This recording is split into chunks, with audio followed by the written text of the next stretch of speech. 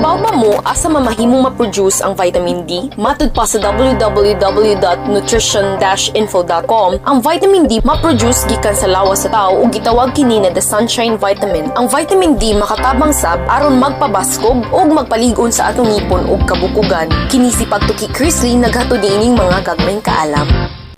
Maayong buntag, ania ang pinakaunang kalihukan ug panghitabo sa Ramon Aboitiz Foundation Incorporated. Nikapat og 290,000 ka mga kahoy ang natanom atol sa gipahigayon nga Run to Plant for Green in Philippines nga ubos ka programa sa Ramon Aboitiz Foundation Incorporated didto sa Barangay Haklupan, Dakbayan sa Talisay. Niabot sa 50 ka mga munisipalidad sa Sugbo ang aktibong misalmot sa Run to Plant sa ikalamang tuig sa pagselebrar niini. Matud pa ni Margaret Ann Grafador, Rafi Executive Director sa Integrated Development Unit, kung daghan ang matanom nga kahoy, mas makatabang kini sa atong kalikupan. Base sa natala, nikabat na sa 600,000 ka mga buhing kahoy ang natanom, ikan pa pagsugod sa maong programa nga Run to Plant for Green Philippines ni atong tuig 2011.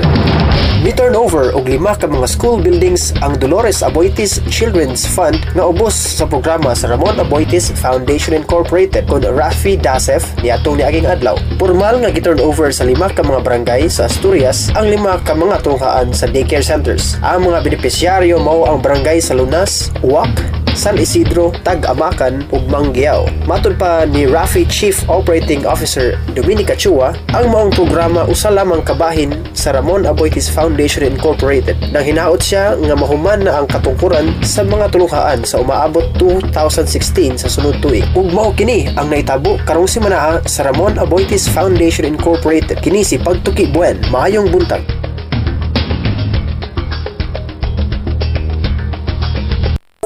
Ang Eduardo J. Aboitiz Cancer Center kon EJAC sa programa ubos sa Ramon Aboitiz Foundation Incorporated naglihok sa sayong pagmatikod sa cancer. Alang sa dugang kasayuran, tawag sa 254-6351. Usa ka ba kananay nga adunay negosyo o ganahan nga mas mapalambo pa kini? Apil na sa microfinance nga programa sa Ramon Aboitiz Foundation Incorporated kon Rafi ug pahimusli ang iyang gitanya ga production loan, savings ug microinsurance. Alang sa dugang kasayuran, tawag sa 414-9996. Mahimo sab mo tax sa 0928-5593858. Rafi Microfinance, ang inyong kaabag sa responsableng patigayon alang sa kalambuan. Okay, balik na mahigala, no? Live kita gyapon karon dinhi sa programang Pagtuki dinhi sa DYLA. Unya kuyog nato karon dinhi sa studio si Ma'am Julie Vani Palaka sa National Nutrition Council ug si Ma'am Melinda D. Cañares sa DSWD. Okay, yes ma'am. Kini, how does obesity and being overweight affect children? It will affect sa children, sir. It will greatly affect sir, kay if ang bata magod, sir, is overweight or obese sa pag nagdako siya pagbata niya, sir. High risk ni siya, sir, sa ato ang mga yes, sir, non-communicable diseases, kanito ang chronic diseases, like for example kaning sa ato ang cardiovascular, kaning ato ang sa type 2 diabetes, kana sila, sir. So, muna kasagaran, ma'am, ang kuan ani niya, no? Mahimong mo resulta. Yes, sir, mo resulta. So, maunang kami sa NNC together with the other agencies, sir. Munang amo adjung gina-promote, sir, as bata pa lang jud, sir, ang ato ang mga bata is ato ana jud na siyang gi-educate, sir, manang naadjud mi operation timbang, kaning mga pabasa para ang mama is ma-edukar kung unsa jud ang sakto nga nutrisyon para sa ilahang mga anak kana siya. Ma'am, kita sa Pantawid, no? Kay captured man gina nato sila, no? Murag makaingon ta nga kining sektor, ma'am, murag gi-identify mar priority may ginato ni siya nga tabanganan niya sa ako pong observations, murag usas mga hinungdan kay, no, kining kakuwangan sa nahibaw-an ba sa proper nutrition. Ma'am, sa atua sa DSWD, unsa man pag-address, no, kining growing problems of obesity and being underweight labi na gyud sa mga kabataan. Sa kadang arisa ta sa kanang nasugatan ninyo kanunay kining sa atong mga Pantawid beneficiaries. Sa ato apong pantawid beneficiaries, walay say overweight and obese. Okay. Mostly, ari Kasagaran sila yan. sa underweight. Underweight sila. Anaagit sila sa undernutrition na belong. And kato akong gi-mention ganina, sir, since part sa compliance nila ang mo enroll dapat if naa sila'y bata nga nag-edad og 3 to 4 years old, so dapat Okay. i-enroll sa daycare. Okay. If naasad sila'y mga bata nga 5 up to 12 years old, moadto sad sila sa DepEd nga mga public schools nato. So Okay. in terms of program, katong akong na-mention earlier nga Yes. supplementary feeding program, mao gyud toy usa kami nato nga programa in which maka-address ta sa undernutrition pod sa ato ang mga beneficiaries, no? Kay basically gitan-aw man didto majority man sad gyud, no, based sa data sad sa DSWD in terms of kana among gi-cover lang nga mga beneficiaries, no, mga 3 to 4 years old. Ubay-ubay man gyud ang undernourished or kulang sa timbang as compared to mga overweight na to Okay. nga mga bata. So Okay. kini sila gitutukan, giprovidean og hot meals, no, gitagaan og pagkaon for 120 days gyud ni ang ilahang feeding. Continuous gyud na, Continuous it's a gyud siya, sir. program. Sa ato ang program. So this started in 2011 and until now we are on our 5th cycle. So karon nga school year padung na ta sa ikalima, no, nato nga tuig sa pag-implement sa supplementary feeding program. Pero dili lang siya stand-alone program. So ako lang yung i-emphasize na Yes. ang supplementary feeding program ubanan gyud na siya Yeah. sa katong ato ang parents effectiveness Yes, sessions, yes. family development sessions, and pabasa sa nutrition nga gi-coordinate na nato sa mga barangay health stations and rural health units, no, kay sa health sector naman pud siya, pero gikuan gyud na nato nga mo converge gyud especially with NNC, National Nutrition Council, and Department of Health, no, dito sa barangay level para at least ma-assist gyud ni ato ang mga beneficiaries. So regularly they also participate in the Operation Timbang conducted by the barangay, and then part sila ng mga nutrition education sessions, no, ang ato ang beneficiaries, and then of course our supplementary feeding, and ang kung unsa po'y mga kalihukan diha, no, paghatag og iron, vitamin A, priority pud na sila, sir, ang kanang ato ang mga beneficiaries, no, not only because it's part of the compliance nga magpa-check up sa bata, ana. Okay. So once identified sa barangay nga kani nga age group dapat mahatagan og vitamin A or iron, appeal gid na sila, sir. Priority gid ato So ang katong mga beneficiaries. non-kuan ma'am, 4-piece. Non-pantawid, we also serve them kay ang supplementary feeding program nato tanan man nga na-enroll. So all children enrolled in our daycare nga Okay. LGU managed, no, Okay. katong gi-manage either sa barangay, city or municipality, Yes. acknowledged by the local government unit. Ah. Mo to'y atong hatagan og pundo, fundingan sila sa hot meal nga everyday nilang kauno, no, Monday to Friday for 120 days. So inubanan po na siya sa nutrition education, kato akong gipang-mention ganina, no, and Yes. part na ang pagtimbang sa bata before nag-start sa feeding, then binulan nga pagtimbang para matanaw kung ni-improve ba sad yun ang ilahang mga timbang. Okay. So mo na Ma'am, siya. sa school-based nga, like, nakoy na-obserbaran, no, sa mong pagsuroy-suroy, nakoy ma-obserbaran nga ang part man gud sa mo ang gi-evaluate ang school. So, nasa sila ilahang mga programa pod, no, like mentioned pa about Feeding. Nasa sila. Napod na sila, Nasa sir, sila. ilang own. School-based. So, although dili kami ang nag-hold sa Okay. regarding sa ilang Sa implementation na. sa implementation, pero ang every school, sir, is naadyo na sila feeding, sir. Okay. Pero depende kung unsaon nila pag-feed sa ilahang mga undernourished nga mga children. Okay. Kaya gi-monitor sa na sila, ma'am. Monitor pa na sila, Ang sir. sa school na to, sir, kanang sa DepEd, under DepEd nga mga preschool and the na gyud public schools gyud. Naan man sila'y school-based feeding program, pero dili tanan nga na-enroll. So they only select the severely wasted, katong mga daot na kaayo, Okay. and some wasted, depende kung asay maabot sa ilahang funding. Okay. So, mo na nga Pero unsa man siya, sa local lang siya o sa national? national funds gihapon. Okay. Like the DSWD Pero feeding sa DepEd ang daycare. DepEd lead- ang ang lead lead, agency. ang lead agency. Okay. So, kuan sad siya, feeding sad gihapon siya dito sa school gyud, no. Same sad sa mo ang naasad siya sa daycare gyud ang feeding, murag part gyud siya sa part na siya sa activity gyud sa mga bata. And this is managed by the parents, sila ang mangluto. Okay, organize man So po at na least sila, sir. na participation po sa itong mga parents, no? Organize po na sila para sila mo market, mo luto, mo anda, mo hipos. So appeal na siya sa sir part na sa mga social preparation. Okay. Now, my next question is, what should the parents do to ensure that children gets sufficient nutritional foods nga ilang gikinahanglan sa ilang pagtubo?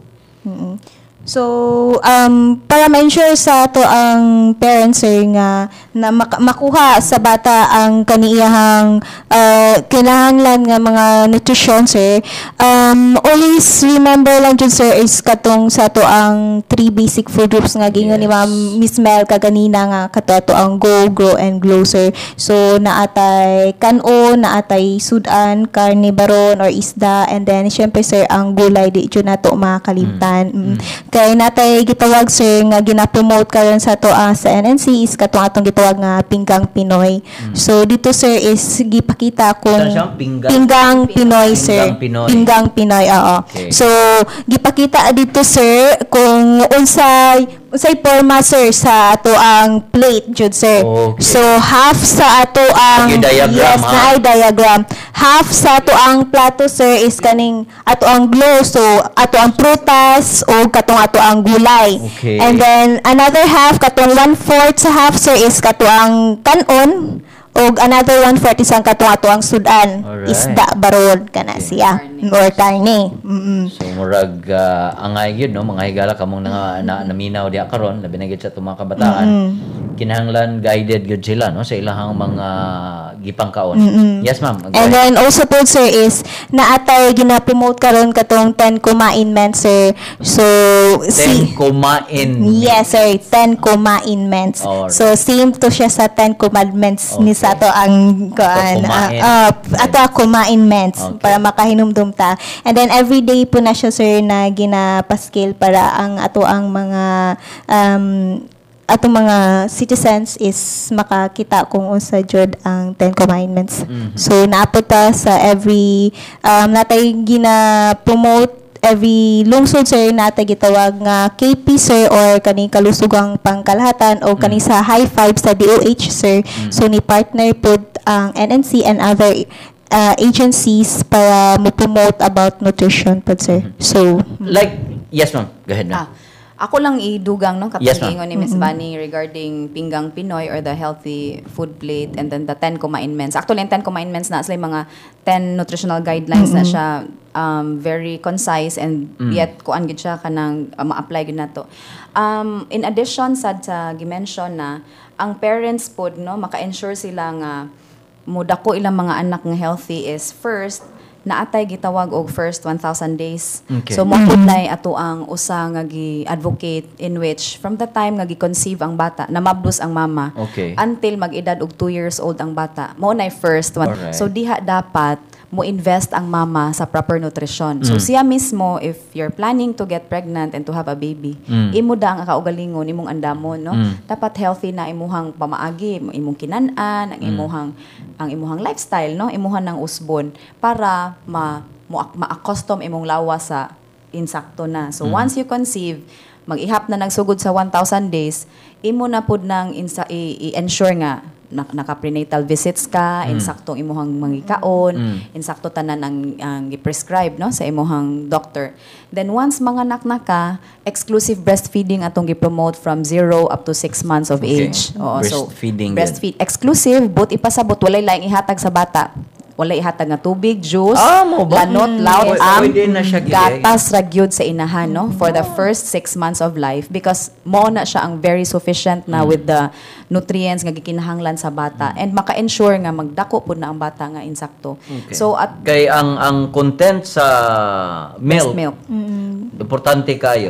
naatay colostrum and all the antibodies Yes. with all the nutrients nga needed for that specific age. But kung ang bata mo reach nag 6 months, mo introduce na ta og appropriate complementary food, dili ta mo hatag og kaning mga easy to prepare instant, mga gerber, silila, kanas. Mora ba ginay kuanon sa mga ginikanan. So mobalik gihapon ta sa Grow, Glow, and Go katong gi-mention nga basic gihapon nga gikan sa giluto sa mga ginikanan nga nag-utan Bisaya ka, kuha ka dag kalabasa, nagprito kag isda, mag-flake ka og isda, maglugaw ka nga stick lugaw nga inig anak nimo kutsarita dili mayabo. So mo na imong i-mix ug mo na imong ipakaon sa imong anak. Pero magsugod og 6 months magpadayon gihapon kag patutoy bisan naghatag ka og complementary food. And then from 6 months up to 24 months hatag ka ng mga pagkauna no go grow gihapon pero magpadayon ka og patutoy. So mo na siya ang first 1,000 days nga i-ensure gid sa mama nga ma-provide na niya kay para ang kaning bata magdako ni siya nga healthy no dili siya prone sa mga sakit-sakit in the future no kay kung pasagda nato nga di nato ipatutoy sa inahan no muhatag ratag infant formula taas kaayog fat content og sugar content ng infant formula.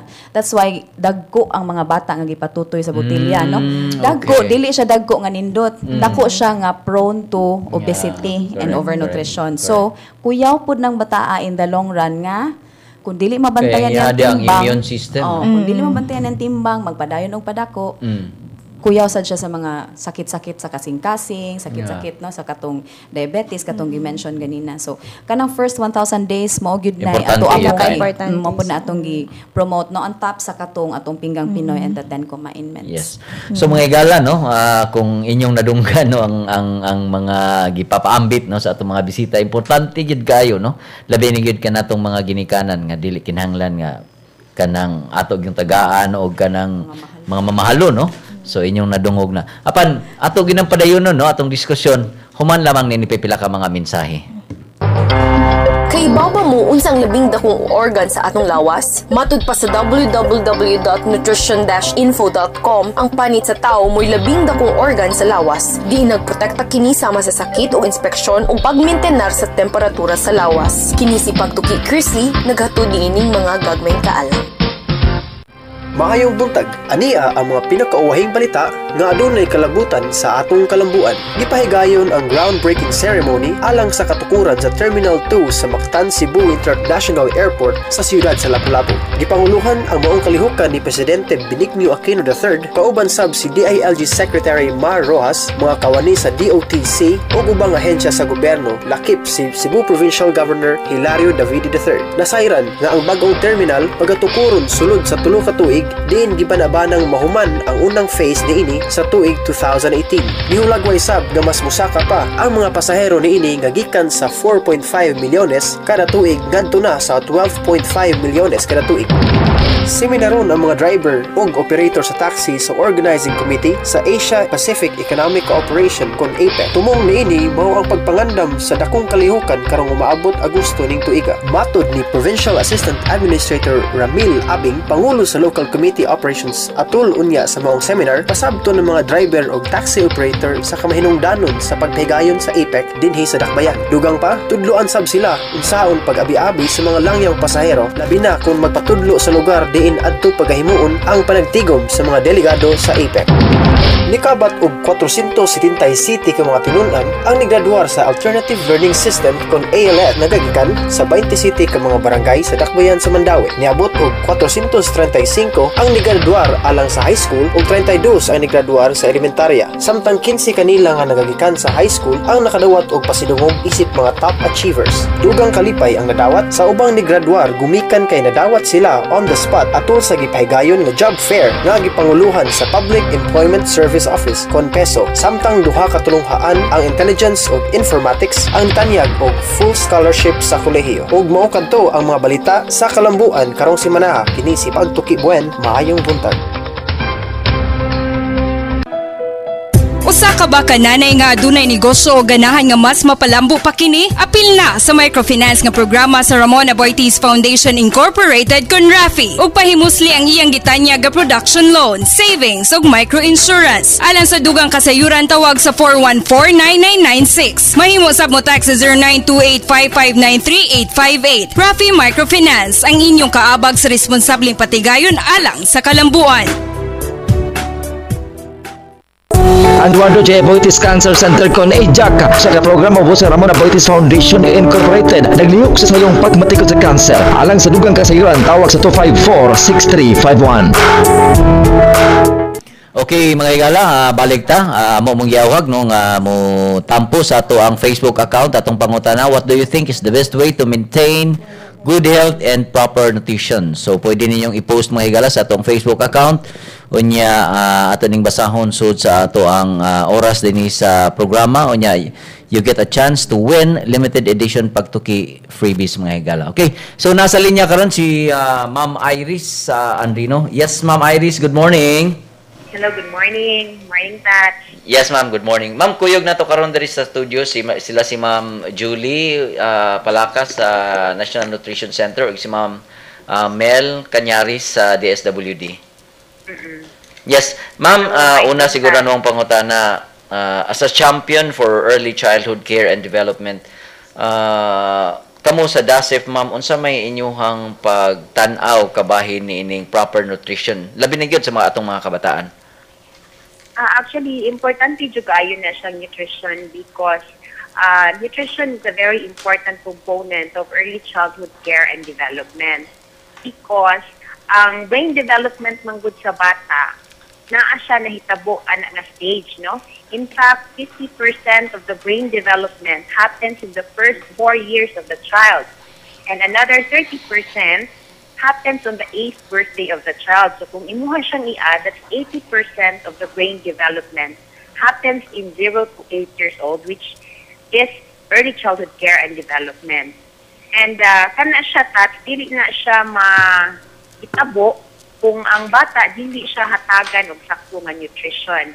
Gani mo na siya rason nga nung naatay mga supplemental feeding sponsored by the government in the different daycare centers.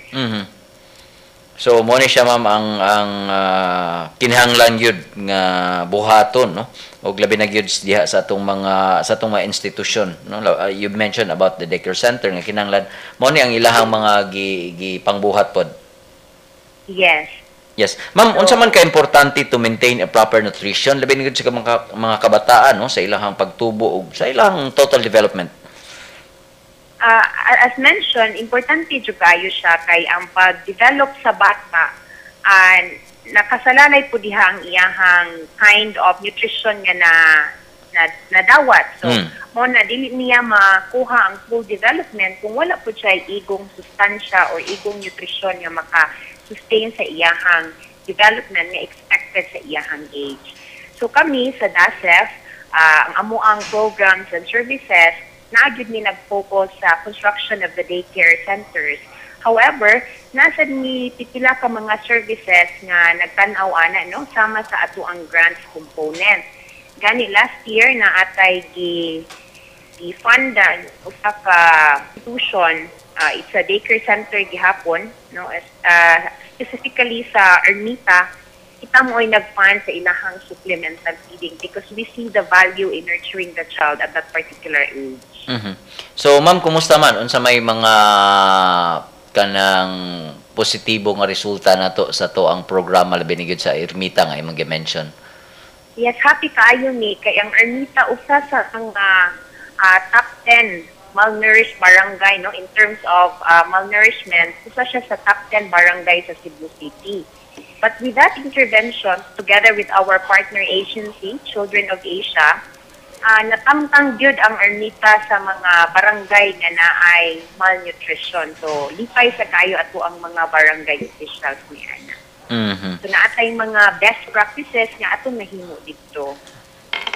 Wow. So, at least, ma'am, no, makita nato nga effective yun kayo ang programa, no? Labi na gyud sa pag-address sa malnutrition, no, sa diha sa pipila nato ka mga lugar dinhi sa Cebu. Aside sa anak at ako lang i-mention, yes, ma'am.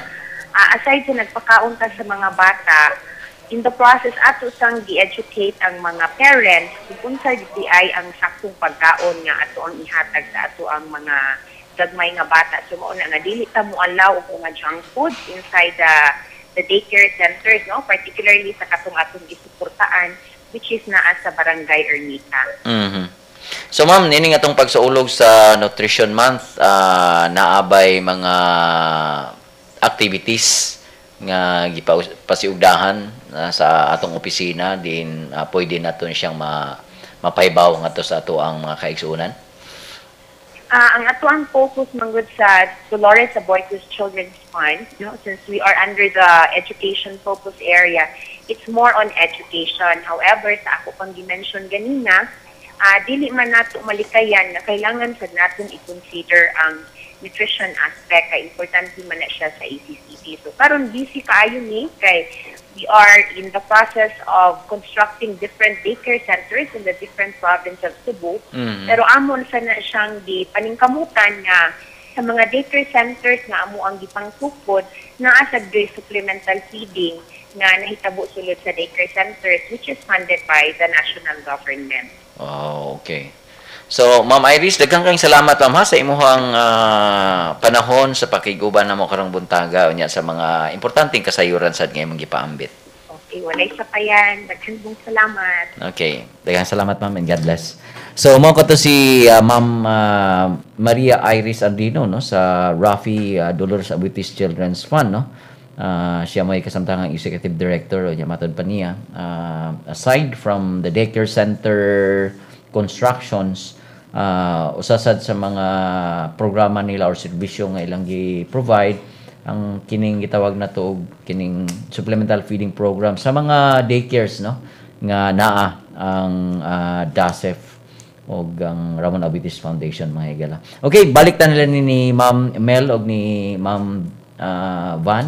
Yes, Ma'am, inyuhang mga mensahe nga to sa ato ang mga kaigsuunan, no, labi na sa mga ginikanan, Ma'am. Unahon ti kami. So, okay, sige, sir. So, sa tanan natong mga ginikanan, especially katong ato ang mga teenage jud, sir, nga mga ginikanan bago lang na himong ginikanan, always lang jud remember na walay laing pinaka-nutritious food para sa ilang anak so sa 0 to 6 months, kundi ang ilaha lang yung breastfeeding lang jud, sir. Ang ilaha lang yung gata, sir. So, bahala na nang lingon ang uban nga nganong mag-breastfeeding maka kanang maka-disfigure kana siya. So ng figure good. So dili na to hunaon na ang atong hunaon ang makuha nga nutritions para sa ato ang anak. So mora na siya, sir, and then also sa katong mga medyo dagko na nga mga anak, mga preschoolers, sa mga mama dili na to hinumduman ang 3 basic food groups lang jud, sir. Dili na to kalimtan ang kato ang Go, Grow and Glow kay sugod sa pag elementary pa na, sir, basic pinaka-basic. So ato jud nang pinakahinumduman, dili na to kalimtan kanara siya, Miss sir. Julie Van, Ma'am, salamat kayo. Yes, sir. Thank you so much also, sir.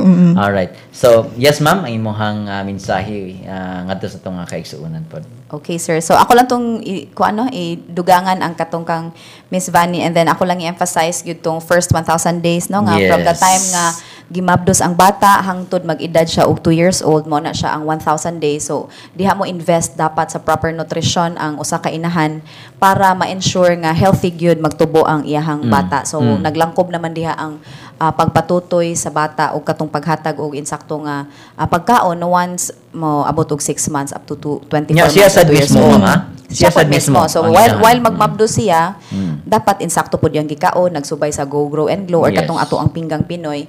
And then kung unsay mga tambag sa doktor, no, naamang gyud tay uban ana nga naay mga complications or naay angay pag gyud nilang pagabuhaton or pagaimnon, no, nga mga suplemento, especially kaning mga folic acid, iron, ferrosulfate. So ato gyud nang tumanon, no.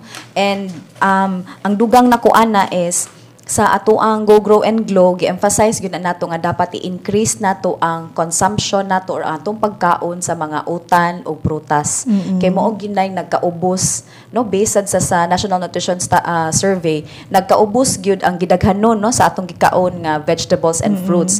Contributory pud na siya nganong daghan na pud og overweight and obese, no, kay ari na kaayo mo focus sa mga calorie laden, no, daghan og carbohydrates, daghan og fats, no, especially ang mga fast food and all that. Di na kayo mukaon og utan. So mo nang i-emphasize gyud nato no sa balay no, role modeling. Dili mo kaon imong anak, ikaw mismo mo kaon ka para makakita imong anak nga okay ra man di mo kaon kag kamunggay no, okay ra man di mo kaon kag kalabasa. So di ra man di ta maunsa.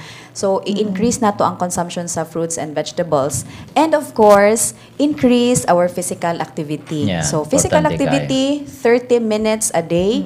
Pwede ra na ninyo i-staggered kung maglisod yun ta. 10 minutes in the morning, 10 minutes ini kaudto, 10 minutes ini kagabi. So at least makakota na ka sa 30 Minimum. minutos. 30, minimum ang 30 minutes. Mas maayo kung pasubrahan. Pero atog yung tanaw na atong oras no, kay busy ra ba pud tanan no, Tinood. gatrabaho na ay mga daghan pang mga errand. So tanaw na tog asa na to pwede ma-insert. Disiplina lang gyud siya, once masugdan, i-sustain dayon para at least magpadayon nga himsog tanong magdako atong mga kabataan ug atong mga family members nga healthy pod.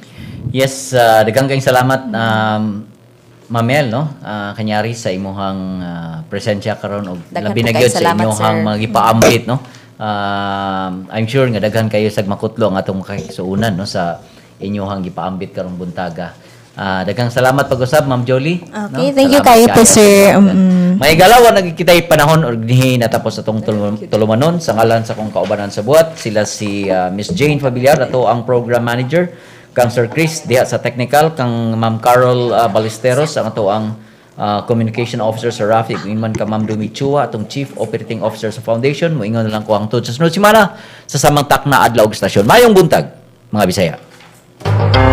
Kahibaba mo unsang pagkaon ang makatabang aron sa pagpaubos sa blood pressure o sa kolesterol. Matud pa sa www.nutrition-info.com. Ang pagkaon og prutas o tanon og ugmani mo ilabing epektibo aron maubos ang blood pressure ingon man ang kolesterol. Kini si Pagtuki Chrisley naghatod niining mga gagmayng kaalam.